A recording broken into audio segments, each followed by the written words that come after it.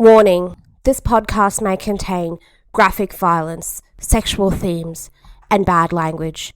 If our language offends you, we apologize, but we do not give a fuck. Be mindful of your kids listening.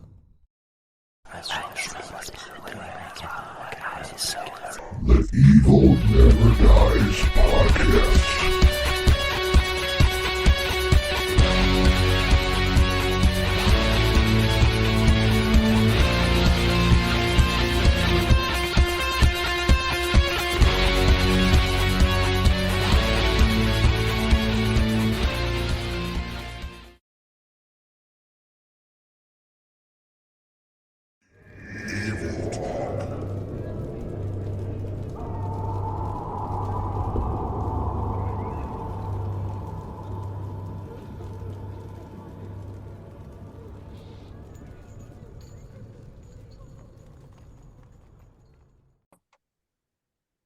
Welcome back to the Evil Never Dies podcast, episode 232. And we're doing a evil talk episode this week. What's going on, Carl? No, all is well. All is well for once? Yeah. Not really. Lisa just got out of the hospital again, so. Yeah, I know that sucks, man. But I know. Anyway, we got a special guest with us tonight. We got Mr. Greg Bazzelli from the Monsters in the Mosh Pit podcast, and he's also got a new podcast he's doing too. Tell us a little bit about that, Greg. Yeah, so it's called Sights and Sounds: A History of Horror and Heavy Metal, and it is with my good buddy Raul is his moniker, and I'm Greg the Grave Brewer Bazzelli, because I make drinks all the time, and on my TikTok and stuff you can see my drinks that I make for the shows that I do and stuff. But the history part of Sights and Sounds is really digging into the history. We only have one episode out now, and it's just an introduction to the podcast and what we're looking to get out of it and what we hope the listeners will get out of it and the journey that we're kind of taking. It's kind of going to be almost like if you imagine a history book and the chapters and stuff that it is set up in. We're not going to go in sequential order, but we are starting with our next show being the early history of like the electric guitar and pre-Universal Monsters, so pre-1931 horror is going to be our first actual show. And then we'll branch off from there. We have a couple shows that's going to be dedicated to Canadian horror and Canadian heavy metal and how they influence each other. That's really what it's looking at, the influences between horror and heavy metal and how they interact and how they've always been part of each other's lives, coming up in the history of it. Cool, Yeah, man. that sounds great. And definitely for me, they've always intertwined. Always. Yeah, I mean, if you think about the different genres and the people that are involved in it and the people that like it, we've always been like the outcasts, right? I guarantee. Right. Growing up, every one of us felt like an outcast at some point, and we kind of The weird guy, the weird kid. We were the weird guys that liked heavy metal and horror, and that's okay because now that we're older, and now thanks to the internet, especially, we're able to meet people like you guys. I'm in West Virginia, you guys are in Texas, and we're able to talk just by clicking a button about things that we love. And no, we're no longer the outsiders.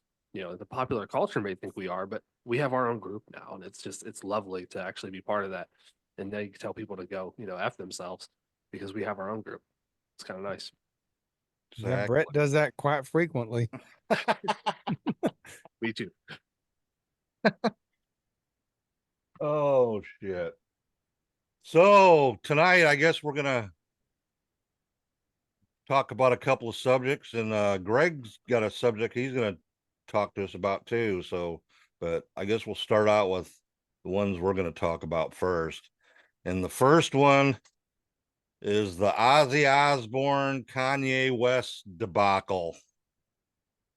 Can you even call it a debacle at this point? I mean, it is what it is. So I didn't know that Ozzy owned all the Black Sabbath songs. So how is he able to complain? Shouldn't Naomi and Geezer Butler be involved in this, or Well, what's actually, up? I guess they all are, because I guess they get thousands of requests a year to sample their music, and they all four, even Bill Ward, has to sign off on it. And Oh. they signed off on this particular one. Have you And have then- you have you read the Ozzy's Twitter post that he Yeah, I posted? saw the Aussie. Well, I think it was on Facebook. It came on, and I was sort of like, okay, that's really weird. Well, he'd originally posted it to Twitter, and it said, X. or X, Twitter, X, whatever. It's Twitter. I'm never calling it X. If you call it X, I'm gonna fight. It's Twitter. But anyway, it states, this is right off the X post, Kanye West asked for permission to sample a section of a 1983 live performance of Iron Man from the US Festival without vocals, and was refused permission because he is an anti-Semite and has caused untold heartache to many. He went ahead and used the sample anyway at his album premiere. And it goes on to say that he does nothing. He wants nothing to do with this man. Okay. Well, if it's from 1983, the US Festival, that would have been solo Ozzy. So Yeah. that might make a difference as far as why Ozzy's the one doing the complaining instead of the rest of Black Sabbath. Yeah, that would make sense because Yeah. he would own the rights at that point, I would assume. Exactly. Yeah. But yeah, Sharon was talking about that they get thousands a year, and they denied him. And it's funny because they went out last Halloween, Ozzy and Sharon dressed up as Kanye West and his girlfriend. What's her name? I forget her name now. Dude, I know nothing about that guy. Yeah, he's irrelevant to me, so I have no idea who he's dating now. Yeah, well, they had it here. I forgot her name, but anyway, yeah. I'm terrible with the pop culture stuff like that. So am I. I mean, the closest thing I've had is one of the granddaughters has been listening to that Taylor Swift here lately, so I've had to listen to that. But I will say at least it's bearable compared to most of the pop of this day and age. Yeah, my wife's been listening to Usher since the Super Bowl. Yeah, But Usher came out when I was in high school. that's so- true. Yeah, he's an older artist actually at this Yeah. stage. Yep.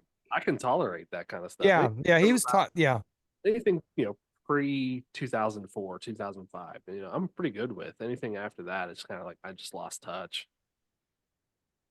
yeah. I've lost a lot of touch, even with the very, very modern day. A lot of the modern metal, I've sort of lost touch a bit. I have to admit, the newer bands.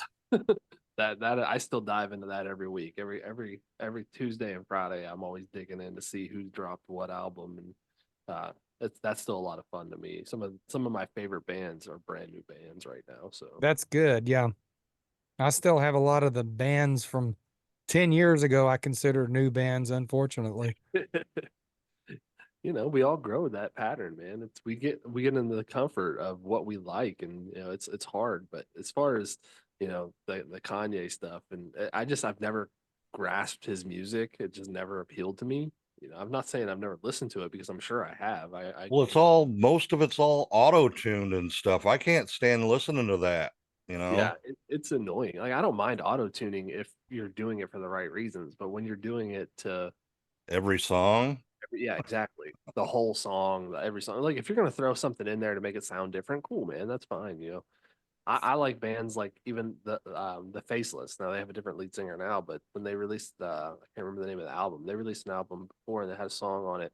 I mean, they do all this crazy stuff by adding like flutes and clarinets and different things into their heavy metal sounds. So I'm okay with adding and experimenting. Sort of I'm like not a ska metal, maybe.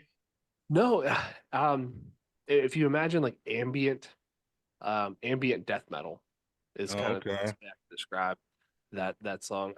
The song's called "Digging the Graves," and they legit have a flute solo in the middle of it. So, but it works. It works, and they experimented, and it was fun. But they didn't do the whole album that way. It's not So like Jethro Tull meets Death or something like that, or like Jethro Tull meets Behemoth. okay. Okay. Yeah. All right. Yeah, I have to admit, I say I don't listen to newer bands, but I do listen to a lot of newer German bands. That's usually where about everything I listen to comes from these days. And some of the power metal and some of the symphonic metal, and again, they'll throw some really weird instruments in there too. So Yeah, that's sometimes I lie. I actually do listen to newer stuff, but it's mostly from Germany and over there. yeah. I mean, European bands, they're known for pushing the genre forward. They are. So it's a lot of fun to get into that kind of stuff. But I'm not trying to derail you guys into that right now. Let's get back to Yeah, I don't know much more about to say about Kanye West, honestly, Brett. I mean, I'm Other than sure. he is an anti-Semite. He is publicly he's lost a lot of money for his what he believes in. You know. Yeah, Well, I read, like, everybody dropped him. Like his label dropped him. Yep. Lost like Adidas sponsorships and stuff. Like that's crazy. but I don't know. I mean, I'm sure this was Sharon Osbourne and not Ozzy, but Well, she quoted too. Kanye fucked with the wrong Jew. That's what she quoted because I guess she's Jewish. okay. I guess that's why Sharon's upset about it. Yeah, I know I she. don't even Ozzy's even know who the hell the guy is, probably.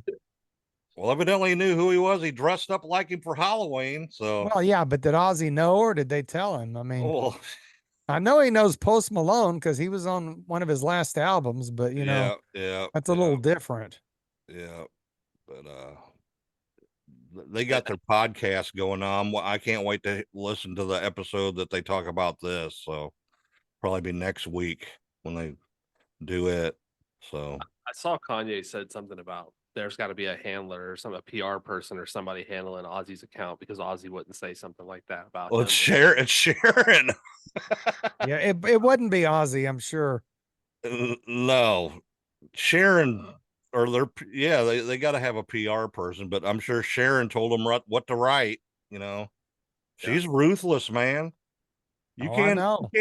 you can't even use a Black Sabbath or Ozzy song for doing a like a TikTok video or anything. And if we put Sabbath or Ozzy music on one of our episodes, like if we do a midweek and snippets, it's blocked in every country. Oh, really? Yeah. So I know even for our podcast, we have proprietary music that we've like got artists to do for us. So like I know Ryan Postlethwaite from Byzantine does our stuff for Sights and Sounds, and then we have okay. Jared Tuberville from oh shit, I just lost the name of the band. Lunatic. He does our songs for Monsters and the Mosh Pit. So Okay, cool. Yeah, we were supposed to get a song from Chris Minta from this This corporate, corporate. Yeah, but he sort of disappeared here. I talked to him a couple days ago. He's been sort of staying to himself, he's got doing a new record. So I think he's really trying to work on that. So Well, I think that record blew up way bigger than he expected, and he just sort of, did. yeah, So he was saying, he said he can't mail them out fast enough. yeah. So it's a good problem to have. it is a good Mhm. problem to have. Exactly. So yeah, Chris has sort of disappeared for now, but I'm sure he'll get around and get us some music here. Yep. That'll Chris be is cool. he's a man of his word. And that's the fun thing about doing what we do. We get to talk to all these people, and Yeah, exactly. it's a lot of fun, man. That's my favorite part of it. And talking to different podcast people and talking to all the different creators. That's my favorite part of the whole thing.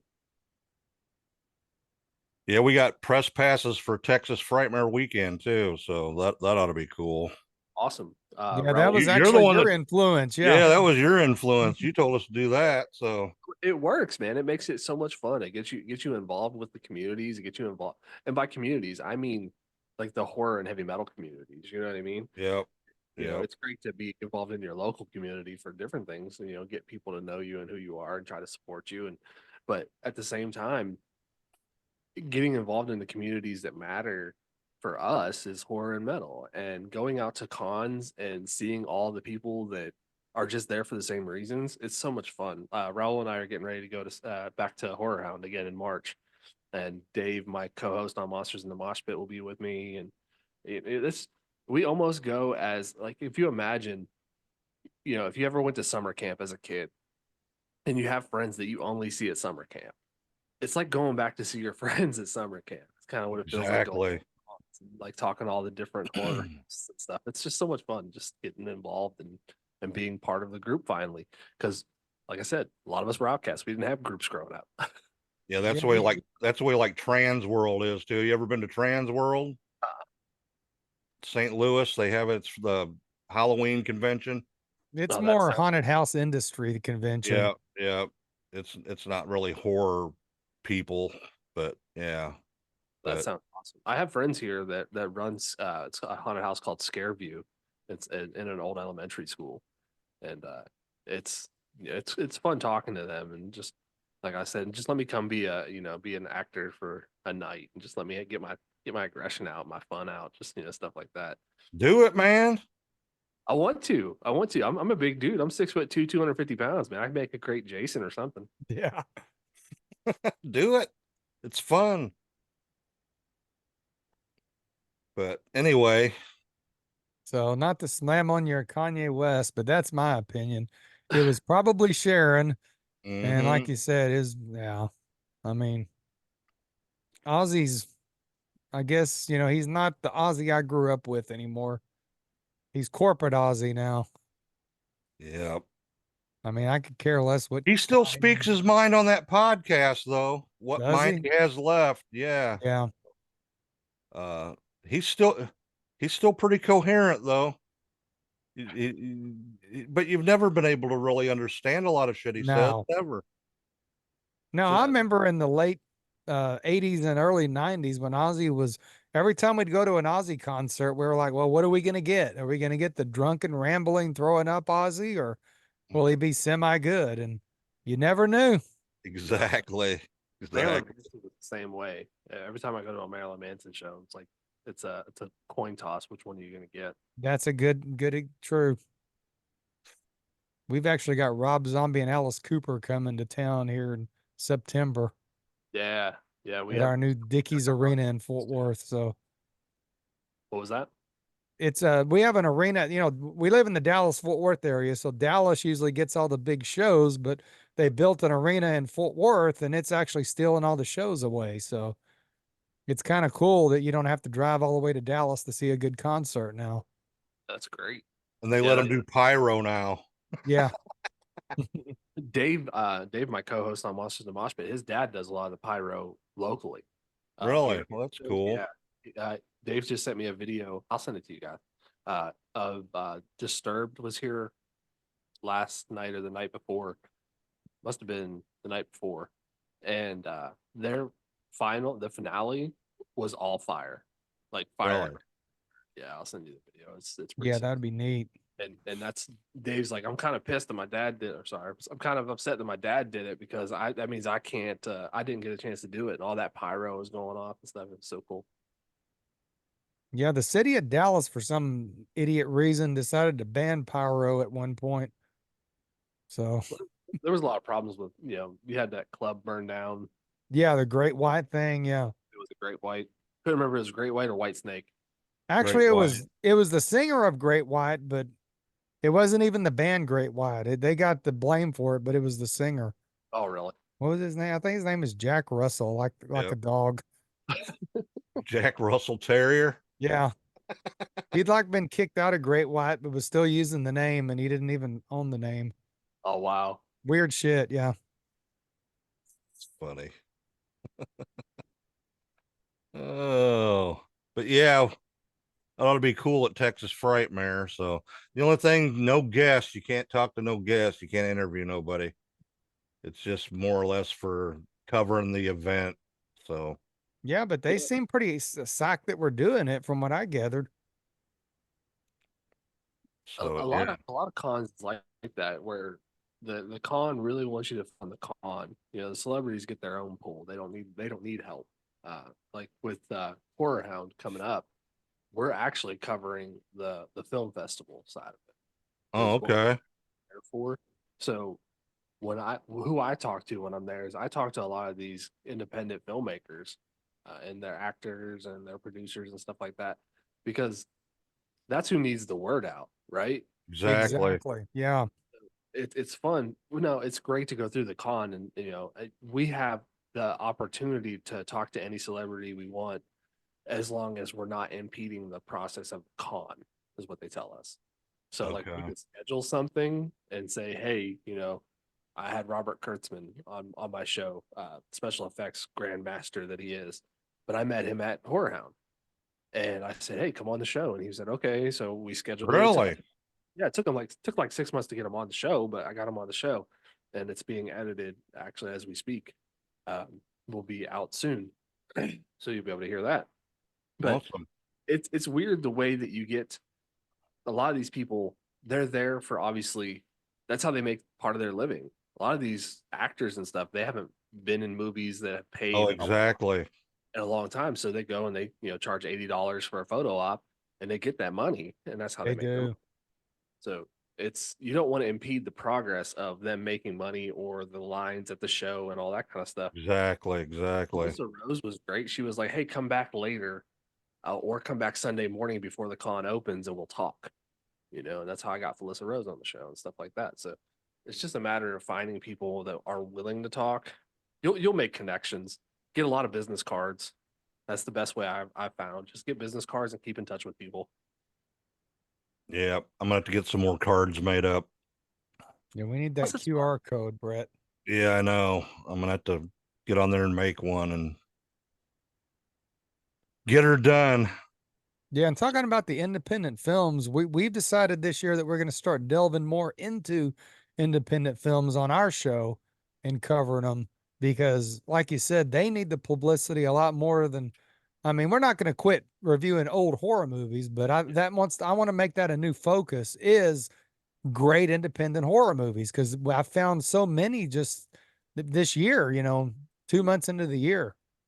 Yeah, so I find myself watching a mixture of 80s Z grade horror movies and independent films, which a lot of those 80s movies that I watch were independent films anyway. They were. But there's a nostalgia factor involved with the fact that I was watching them at 5, 6 years old that I shouldn't have been. But it kind of led me to where I am today, where watching an independent film doesn't bother me. And a lot of these times you'll find some of these independent films with the technology advancement that they've had with cameras and stuff, and the way that you're able to edit and stuff online and not have to use the film and stuff. It just, independent films don't look like they used to. No, Yeah. the movie Fog City is the one that I come across on Facebook of all places. And the killer goats. And yeah, that was Killer another film goats. that was fun. It was a funny You one. seen that, Greg? No, I need you guys to send those to me. It is hilarious. It's fun. It's a funny, horror movie, but the Fog City's more serious, but Yeah. same director, but yeah, we're going to try to get a hold of some of them guys and do some reviews on those movies. And then Brett's got me into the whole Addams Family thing going now. Oh yeah, I love the Addams Family. Yeah, you got to interview them. That was really cool.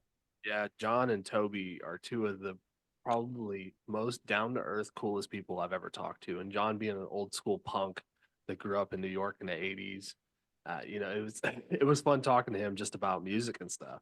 I bet. It's just I love their films, so it doesn't hurt the fact that I enjoy watching what they're making as well. So it makes the process easy. But yeah, John and Toby are great people. Yeah, they are. Yeah. Excited. They have another new movie coming out.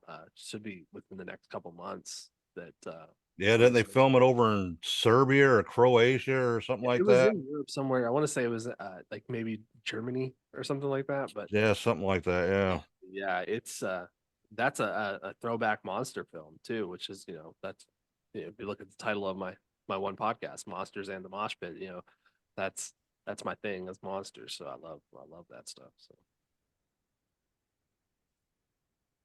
Yeah. We'll give you the info on that Fog City and Killer Goats. oh yeah, for sure. There's My- a third movie he did too, but I haven't seen it yet. My wife was laughing at me last night because I watched Shock 'em Dead. You guys ever seen Shock 'Em Dead? No, I haven't. I don't think so. It's Tracy Lords is in it, so that tells you anything. Yeah, that tells me plenty. Funny enough, she's the only one that doesn't take her top off.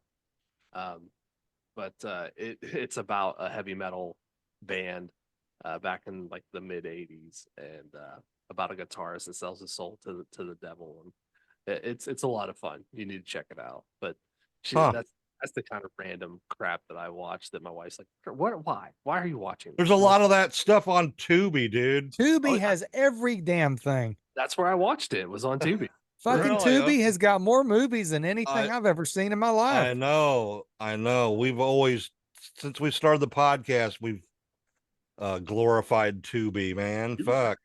Well, it's the big sale at movie trading company locally here. It's buy 2 used and get 1 free. And I come across this movie I've never heard of it, called Dracula and Son, that had Christopher Lee in it. Yeah, And I'm like, I never heard of it before. And it was like $30 on Blu-ray, and I'm like, I don't know if I want to pay 30. I get on the phone there, it's on Tubi, so I was watching it last night. Really? Yep, it's freaking hilarious. Is it late '60s or early '70s? It's mid 70s. It's okay. It's Is it- after Hammer. It was Oh, it's after the Hammer It's film? after Hammer, Okay. yeah. It was Maybe like we'll- a French film or something. Huh. You texted me that, and I was like, what the fuck is that? Dude, we might have to watch it. Oh, and I seen at one of the old theaters here in Fort Worth, they have a movie night, and they were playing the 7 whatever, the one we're gonna cover, the Kung Fu vampire movie that you Oh, the Seven Brothers Meet Dracula. yeah, they were playing that. They had that at the theater. That would have sort of been cool to go You see. should have, yeah. If you're into kung fu movies, check out the One-Armed Executioner. That's a pretty good one. Is it like the old 70s It's back Saturday when- matinee? So they termed the phrase gun fu, and it's basically I'll give you a little synopsis, but he basically loses his arm and learns to fight again with one arm, but he uses guns and kung fu, and he takes revenge on these people that did him wrong. It's really good. Sounds awesome. It's really good, but it is straight up '70s exploitation greatness. I used to see them all the time. What was this one called? I remember my mom took me to a Shogun Warrior, and all it was people getting through the whole thing was people's getting limbs cut off. Oh yeah, you get that old school Kurosawa blood, and it's just it's good shit.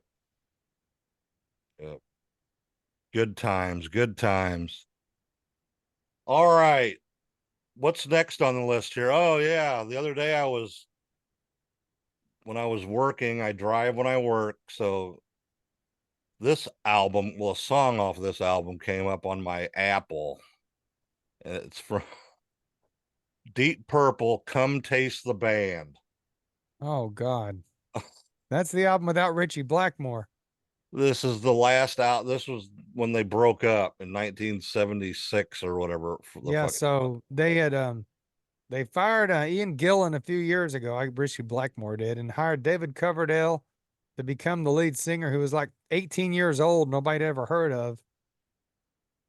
And what did they put out? And then they had Glenn Burn. Hughes from Trapeze, who took over on bass because they fired what the hell was the bass player? Roger Glover. Yeah. So they brought in Glenn Hughes to be co-singer and play bass, and they put out 2 pretty damn good albums.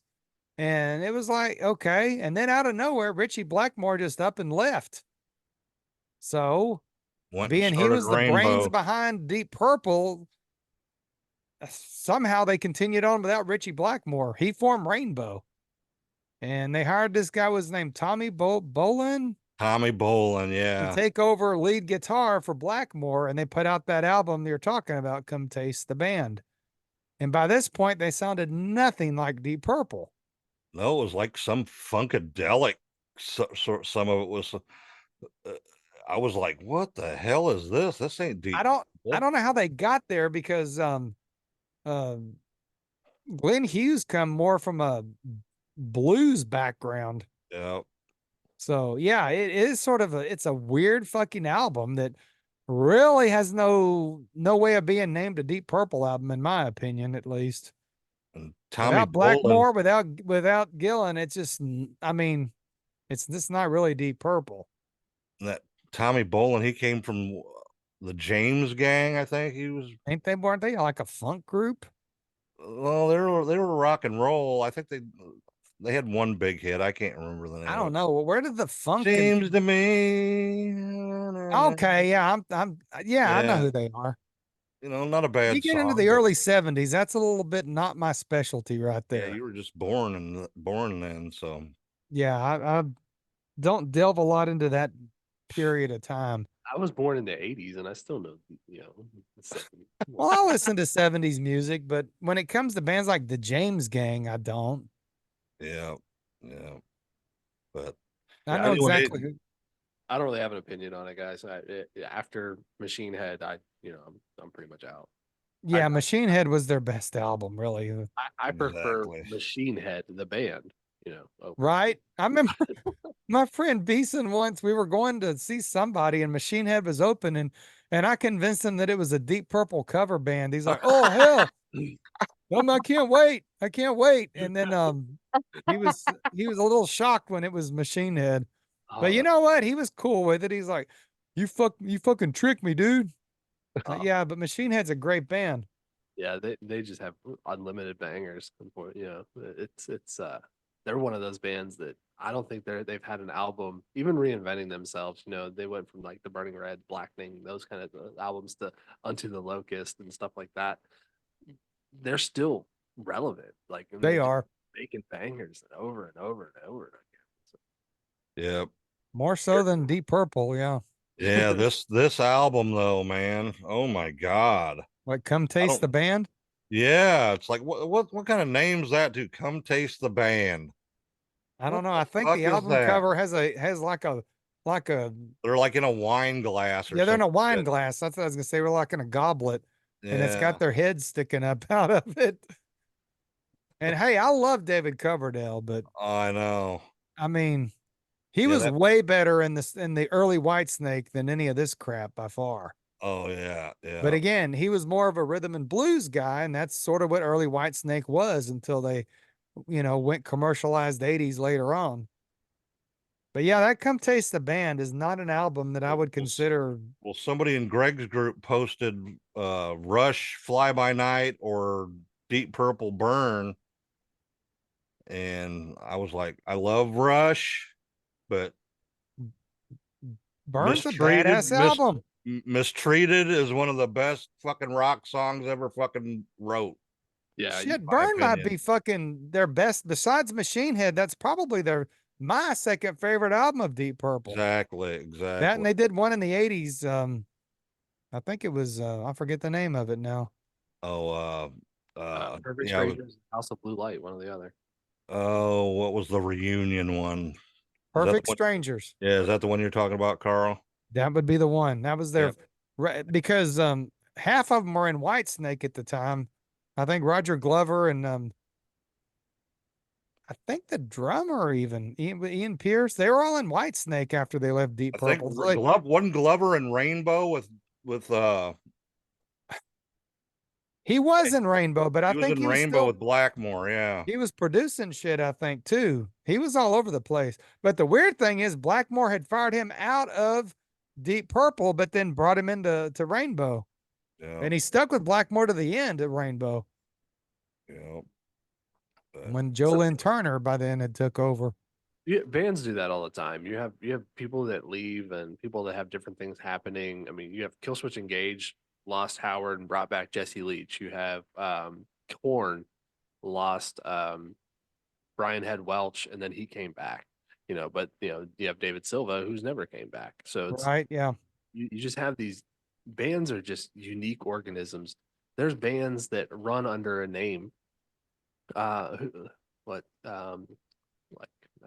Sepultura. Like if you look at Sepultura, Yeah, that's a good it's example. just the name. exactly. You know what I mean?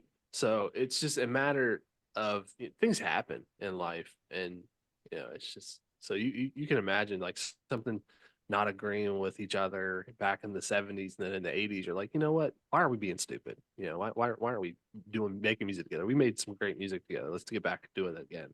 and people put aside differences and do stuff like that. So But then a good example is Blackmore and Gillum.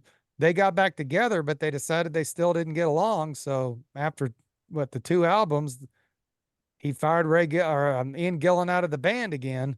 yeah, So yeah, sometimes they do try it back again. It just don't work. A lot of times it does. like look at Pink Floyd, and you have bands like that. Oh my God, yeah, they still hate each other, and they're all in their 80s by now. yeah. So but they can't have the level of success that they had when they were together. No, You can go off and do things separately, but you'll just never have that level of success again. And it's crazy the way the industry works, and you had that all the way back with in the movie industry as well. Dean Martin and Jerry Lewis. You look at them when they they broke up and they never got back together till right before they all got old. yeah. So it's just egos and personalities and stuff. It's just the way they are. Dream Theater is an example with Portnoy, the drummer. That it was basically his band, and he left to go. I think he was join Avenged Sevenfold, and that didn't work out. But by then they'd already moved on and got another drummer, and they're like, "Sorry, dude, you left and went to another band, so we moved on without you." Well, he's finally went back to Dream Theater. Portnoy's a hell of a drummer, though. He is one of the best drummers there is. Honestly, I think Dream Theater was probably holding him back because he put out some awesome ass music the years he was gone. Hell of a drummer. Yeah, so this album, I don't know, man. Are you back on Come Taste the Band?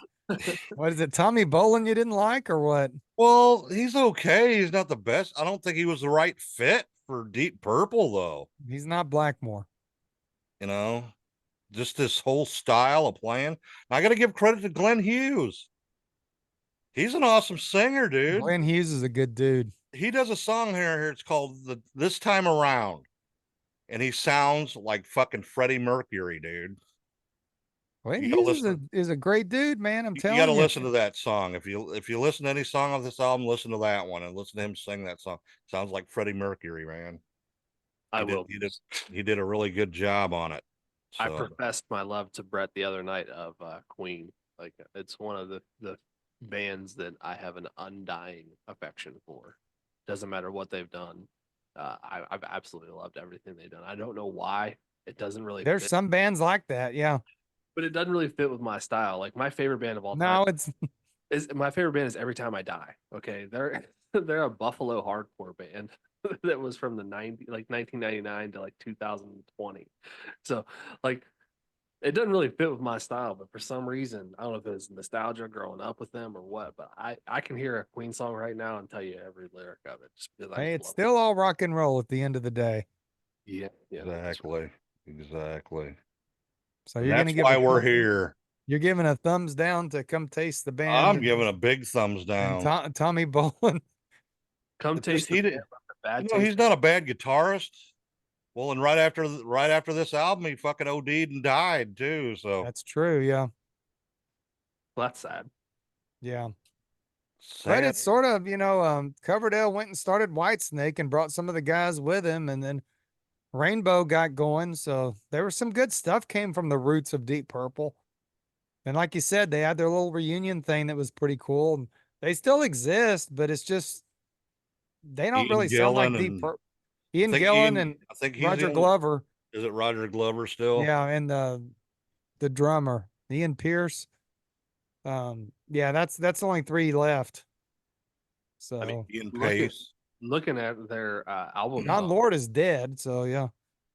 Looking at their albums, you have Turning to Crime, Deep Purple 2021. It looks like Ian Pace, Ian Gillan, Donald Airy, Roger Glover, and Stephen Morse is the band.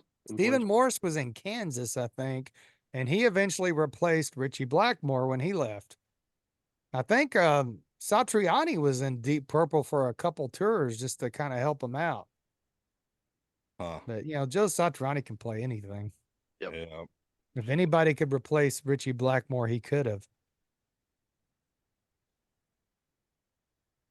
But yeah, Deep Purple's an interesting story, but I think you're right. They ended on a sad note in the 70s with that last album.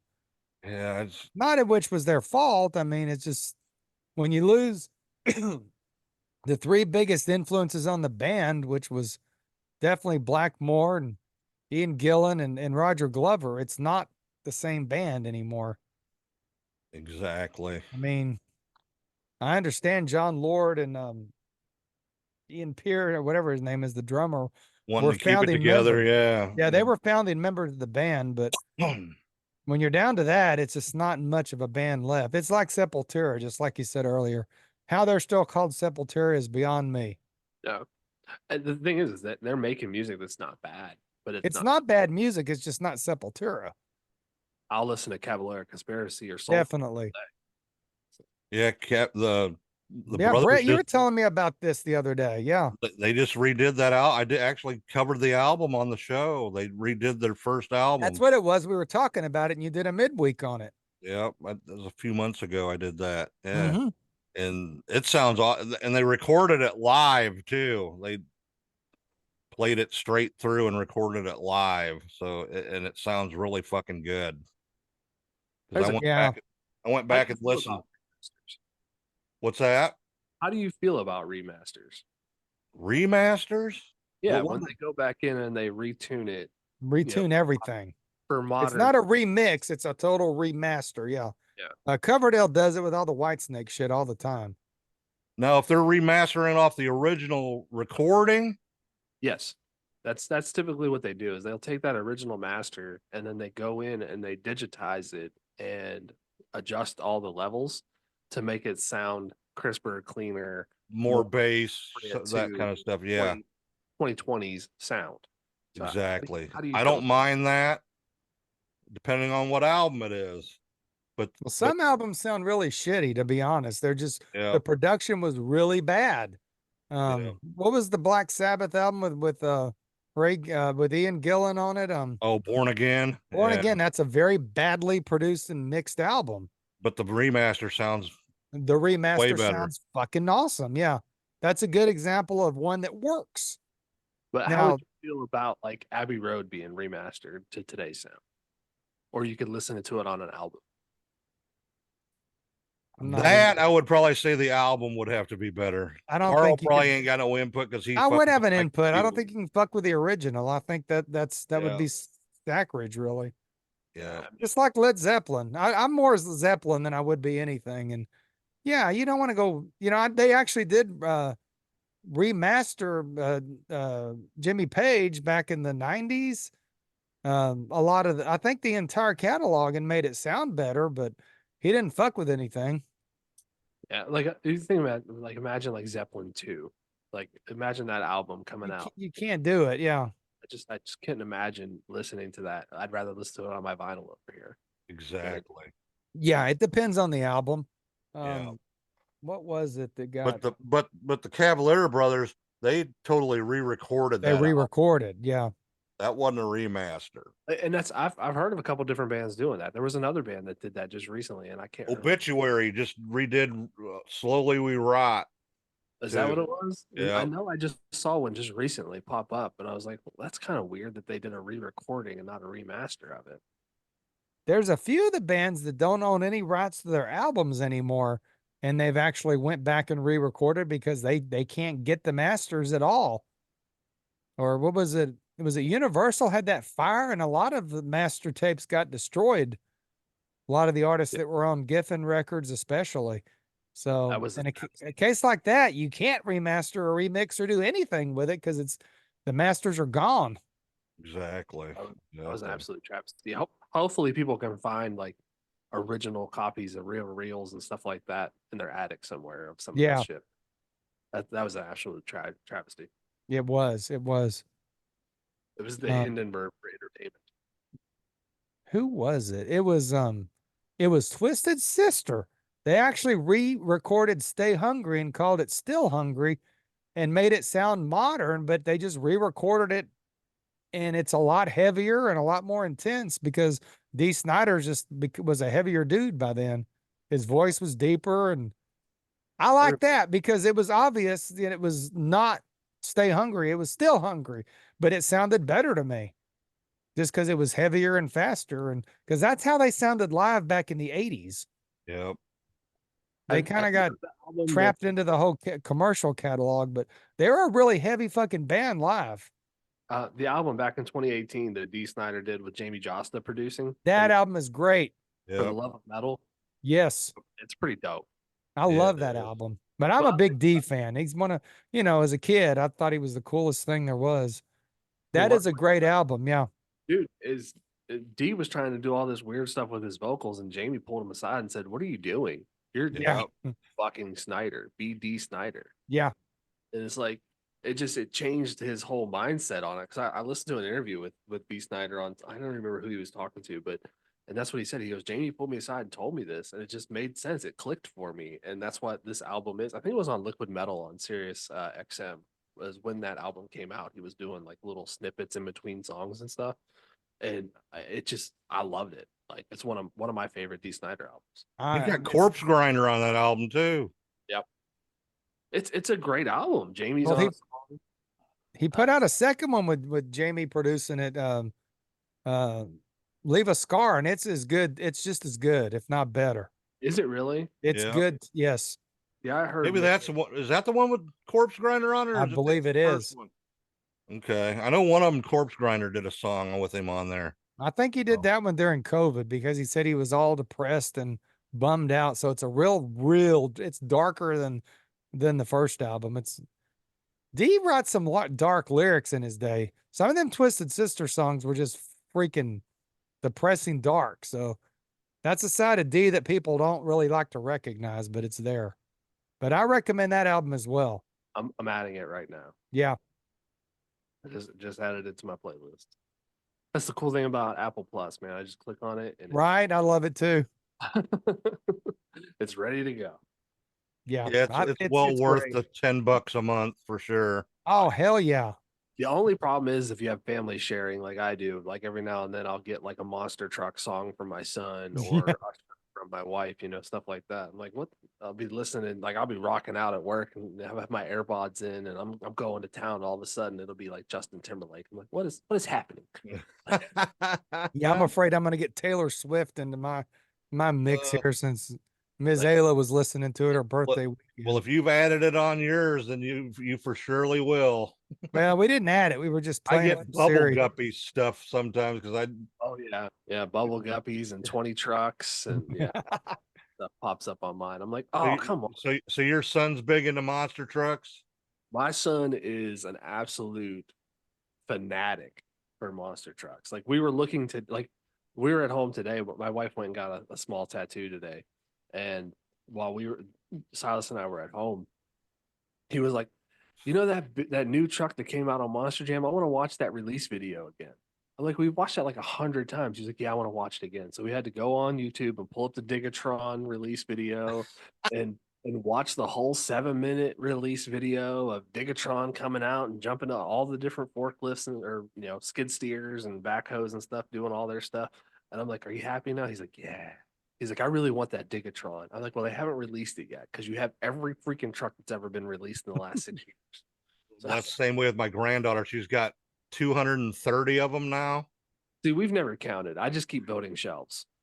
That's I am the master of building shelves now because that's all I do in my house is build shelves for monster trucks and random crap for me like VHS tapes and liquor. So Yeah. Yeah, they're going in 2 weeks. AT&T Stadium Monster Jam's going to be there. They get to go. So yeah, we just went to Hot Wheels, did a monster truck show here. We went to that.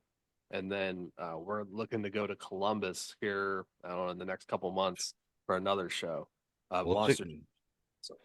It's expensive. Yeah, because we have to do the pit passes and the meet the drivers and all that kind of thing. And Well, it's costing my ex-wife with parking close to $1,000. oh my God damn. goodness, that's way more expensive than it is here. Well, anything that's at AT&T Stadium is more expensive. Yeah. That's Well, Jerry Jones, the Cowboys owner's thing. And It has a huge stadium though, so it holds 100,000 people. Yeah, so we have a small civic center here, so they can't do as big of a show as I would love to take him to an outdoor stadium show. So you're gonna get an indoor stadium show with that, and I would love to take him to one of those because he would just be flat. Yeah, parking was $300, Oh my goodness! but they're Yeah, right always next. They're right next AT&T, to the. yeah. They're right next to the front door, though. So, I'll take oh, it. you're right next to the front door, but what's it going to be like getting the fuck out of there? Yeah, exactly.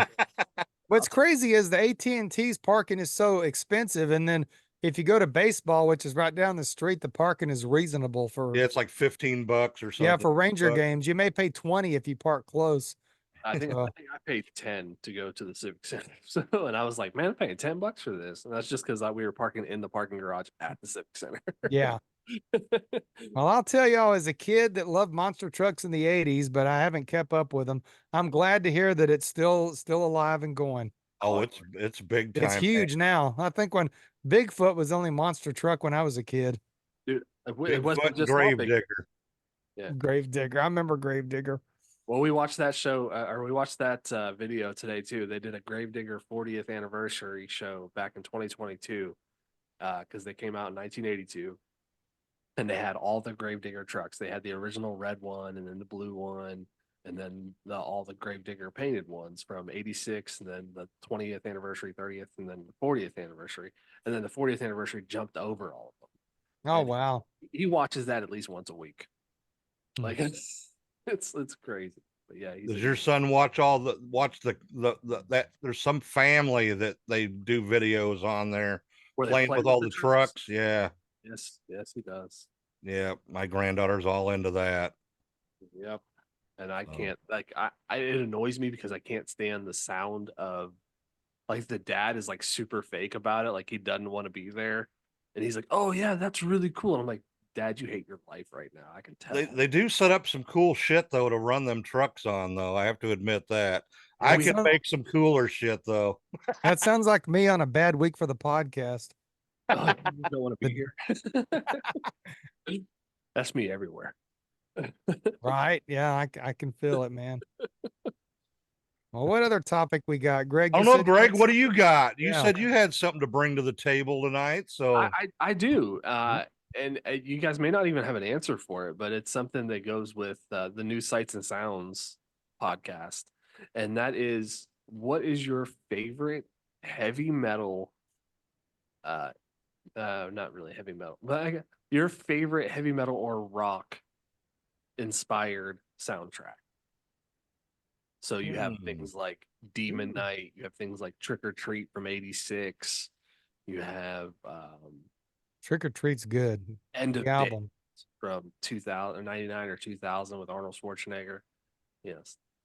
So oh, that's a hard one. I know right away what mine is, which might surprise a few people, but it's actually the soundtrack from The Crow. that's the only one I didn't say because I figured it might be somebody's answer. The Crow, and my other one would probably be the Vampire Lestat or whatever they call that, Queen of the Damned. Yeah, that's I would have to go with that. That is Yeah, probably my favorite. The Crow Yeah. and Queen of the Damned. There's so many good people on that album. There are. There definitely are. Yeah, I mentioned my favorites are the ones I mentioned. So like End of Days, Trick or Treat is great. Human Night, Trick or Treat is my favorite. Fast I actually Way. have the Fast Way Trick or Treat album hanging up on my wall over there. That is a cool album cover too. It's great. Yeah, I've still got my record from that from back in the day. Sammy burning in the pumpkin. It's just so cool. So yeah, Yeah, Carl hates that movie though. I don't really hate the movie. I just find it a disappointing compared to the soundtrack, if that makes any sense. it does. I And mean, the I whole hear what you're saying. Gene Simmons and Ozzy cameos, I don't think it did anything for the movie. It just they plaster their names all over it, and well, that's what it was. I mean, That it was the just fat Gene. yeah, it was Fat Gene and Chubby Gene. Ozzy as a preacher. yeah. But no, I wouldn't say I hate Trick or Treat the movie, but the soundtrack is like a 10 and the movie's like about a 4. If we were, in my opinion. Save that for when we review it. I just saw it the other when Scarlett was in the closet. She's turned that into her own little private room. I found Trick or Treat and pulled it out. So we're doing it soon, Bubba. Well, we'll have to wait till Halloween now to do it. So Oh shit. That's one of my favorite heavy metal horror movies. It's Trick or Treat. yeah, I love that movie, man. There's some great ones though. You have like Rocktober Blood is really good. Struck 'em Dead, like I was just talking about, is really good. I got sent a copy of a movie called Death Metal by an independent filmmaker, and I tell you what, the soundtrack on that, if you're into death metal, is legit. Like it's Okay. one of the it's one of the best death metal soundtracks I've ever seen. And then of course you have Ace Ventura: Pet Detective had Cannibal Corpse in them, so we reach everyone. Well, I'll throw you a pop rock, pop metal, pop rock, whatever you want to call him, that put out one of the best soundtracks, and that was John Bon Jovi with Young Guns too. Oh yeah, Yeah. That was the best stuff that Bon Jovi ever recorded, in my opinion. so I want to do a segment about just soundtracks, but I don't want to do it on my show because it's just not ready for it, or my audience doesn't really just want to hear me talk about soundtracks. But the like you get into things like Top Gun and Young Guns and Quick and the Dead and all these different like great soundtracks. Then you can get into like the spaghetti westerns like Morricone and all those kind of things. They have some great soundtracks. It's not just music, like we know, like popular culture music, but Yeah. like soundtrack music as well. Like John Williams and his scores and Danny Elfman and his scores. Yeah, I'm a music guy. So when I get into like music, I could talk all day. So Well, Italian horror movies, Goblin, the band, did a lot of Yeah. So one of really classic my biggest soundtracks. regrets. Oh,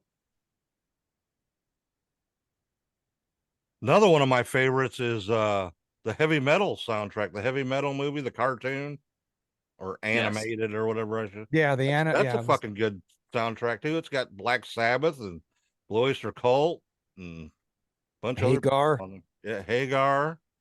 Don Felder, I think, did the heavy Yeah. metal song on there, and Don Felder did some pretty cool music after Eagles. Eagles, yeah. Yeah.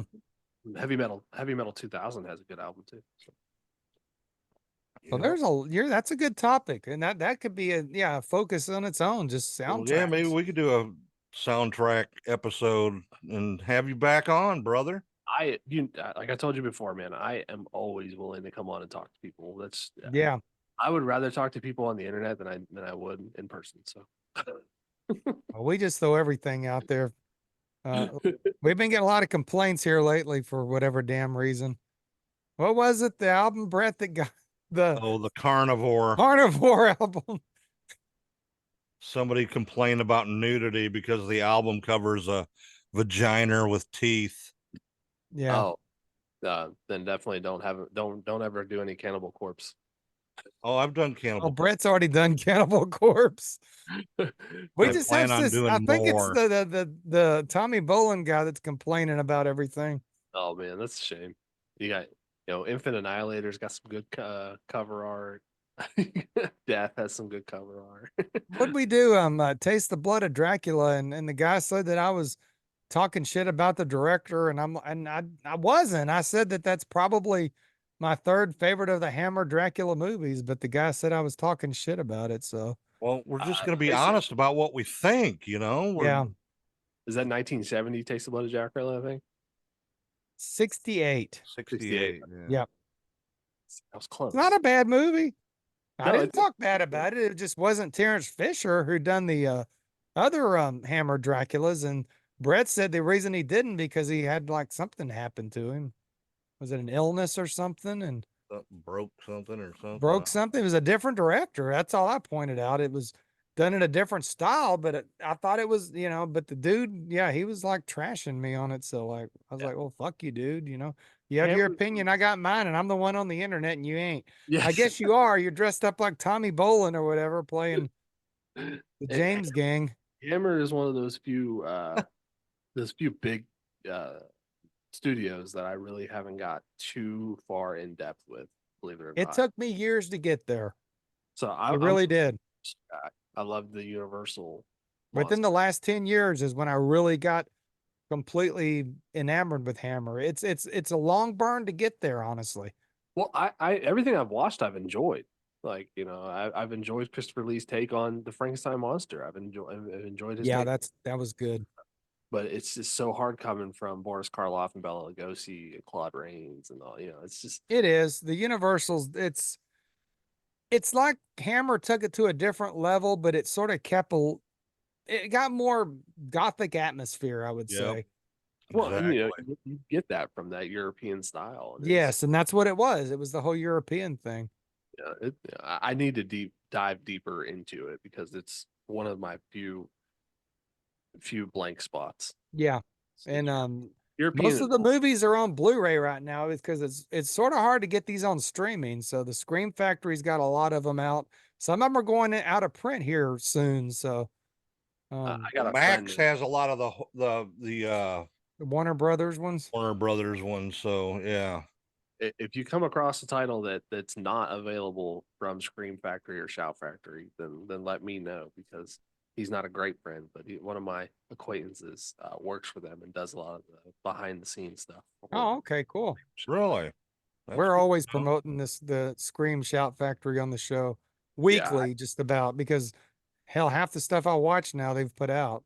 If you watch my Facebook, I usually share a lot of his stuff that he talks about. No, I'll check into it. Yeah. They do some great, like he did like the Can't Say Goodbye to the Boogeyman for the latest Halloween that was released through Scream Factory and stuff like that. So pretty good stuff. Pretty cool stuff. Yeah, supposedly they're coming out with a sequel to Halloween 4 too. We'll see. Yeah, that's what I say. I'll believe it when I see it. We'll see. I always like to talk about Halloween 5. That's the one I like to talk about, just because you have the different cuts of it. There's a Halloween 6. Six has Oh, yeah. 5 is the last one with Daniel Harris. Yeah. Yeah, 5 is 6 is the one that me and Brett have a weird love for. Do you really? Which version do you watch though? The director's cut. Okay, I love it. that's It's people that better. are fans of that I hear that are like, hey, I'm a huge fan of that. When I ask that question, they always say the director's cut. Yeah, the regular cut just I ended. I like the ending on it better. The ending is what, and it almost leaves it to where H2O could be a sequel to it, since it's pretty obvious that Loomis dies at the end of the producer's cut. So it sort of leads into H2O, which Loomis had died and Michael had went through all of his files to find Jamie Lee Curtis. So I can actually turn that into a sequel. So I'm always looking for nifty ways to do stuff like that. Call Jason Blum, Carl. Let him know. No. Fuck no, we don't like him. Well, we like original things he does, but Yeah. when he's remaking old stuff, yeah, it don't work out so well. I enjoyed the new Halloween trilogy for what it was. I enjoyed the Rob Zombie trilogy, or the Rob Zombie 2 movies that he put out, and I would have loved to have seen a third movie, because there were talks that he was going to do a third movie until the White Horses happened. Yeah, the White Horses. Yeah, he didn't. I think he ran out of ideas. I will say, watch part 2 of Zombies Halloween with a new set of eyes. Don't think about when you watched it back in like 2000. Yeah. Whatever it was. Look at it now and think about everything else that's happened, and look at what Rob Zombie's career has become, and watch it again. The dude had some great storytelling happening there. It just didn't communicate as well as he wanted it to, I don't think. Well, I feel the same way with Halloween Ends. I watched it with a new set of eyes and like, okay, I'm going to watch this without anything. And Brett gets mad at me for saying it, but I semi enjoyed it a little bit that last time I watched it. Yeah. I'm one of I the like the character. What was the kid called? Corey. Corey. I kind of wish that they would have explored him in a movie of his own. Well, I think, you're back into Halloween 3 territory. yeah, and you would have been without Michael, but You know what I mean? it'd have been Michael. That's what happened with Halloween Ends, is you had another Halloween 40 years Without later. Michael. Yeah. Have Michael in it. And that's they And it didn't pissed learn everybody off, especially Brett. I will go on record right now and say Halloween 3 is my second favorite Halloween movie. So I wish it was just called Halloween Season of the 3? Witch. If it would have been called Season of the Witch, it would have been a huge, big deal to people. I It was like just Halloween called- 3. It's I like it's it like I too. said, it's my second. We've reviewed it on the show. Um, we gave it a good review. I like that Brett- movie. I seen it in the Brett did theater. give Halloween Ends negative. Fuck that show. Fuck that He movie. gave it negative 0. I just couldn't get into that piece of shit. So Brett, watch it with the knowledge. No, He won't watch it with the again. knowledge of Halloween 3. I promise you, you have a new look at it. He won't. Even It the won't work opening for him. title sequence. The opening title sequence is in the same color as Halloween 3, even. We might get him to watch Rob Zombie's Halloween 2 before we would Halloween Ends. exactly. Nope. Just keep your mind open and keep your I try to keep my mind open, dude. Nothing is as bad as Resurrection, and that's all I gotta say. Wait, the new Resurrection? Or Halloween Resurrection, the one with Busta Rhymes in it. Kung Fu Busta? Yeah. Now there's a movie called Gonna get you, sucker. No, with Halloween. Yeah, the sequel 8. to yeah. Yeah, yeah. But The there's sequel to a movie- H2O, where they killed Jamie Lee Curtis off in the first 5 minutes, and Busta Rhymes shows up, and yeah, that there's still nothing worse than that. I'm sorry, Brett. my co-host That had a good soundtrack to it, though. I have to admit, Oh, back to soundtracks again. Resurrection had a good soundtrack to it. I used to play it on the haunted trail at the haunted house I worked at in Illinois. So, dude, yeah. nothing beats Halloween 3's main intro. It's so good. Yeah. The main Halloween theme from Halloween 3 is the best Halloween. I agree with you. I used to play that in some of my haunted houses, actually. Halloween 3. The main, Paul yep. and I are becoming simpatico here. Over Yeah. I see. What's funny is behind Brett is the Halloween 2 Michael right now, and it Yep. looks like he's like looking over us, saying like, "Can you talk about Halloween 3 right now?" Yeah. And talk about ends. It's kind of funny. Yeah, don't fuck with Exactly. Brett's Michael Myers. I got him on discount. Hey, that's the best way to get him. Yep. Is that your favorite franchise, Brett? Probably, yes. What's yours, Carl? I change it all the time. Do you really? Yeah, it's hard to say. I change. We did a franchise thing on the show years ago, and I think I did pick Halloween. And I didn't even rate Phantasm because Phantasm 3 is so terrible. But probably the Phantasm franchise, even though I hate 3. Yeah, Phantasm 2 is really good. It's great. That's one of my favorite movies. Yeah. And Phantasm 4, I think, is really, really good and underrated. They had no budget, but they made it work. Those are my favorite. I mean, one of my favorite films of all time is Basket Case. You want to talk about a film with no budget? I remember Basket Case. Yeah. Basket Case, Bad Taste from Peter Jackson. You know, I love really bad films. So, but my favorite franchise is probably either I bounce back and forth between Nightmare on Elm Street and Friday the 13th. See, I like Friday the 13th probably a little better than Halloween in the end. Where's he at? He's somewhere on my arm. Oh, there he is. I love Jason better than Michael if I had to pick. Brett gets mad when me and Jimbo say. I like Jason. Well, there's a reason why Jason is in the front and Michael's in the back here. All right. Jason's just ruthless, man. He's just Yeah.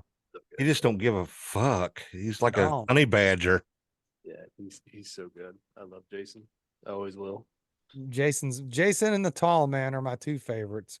It's good. That's good. And the Wolf Man, the Lon Chaney Jr. version. Yeah, that's this arm that's blank right now is actually becoming all the Universal monsters. I love it.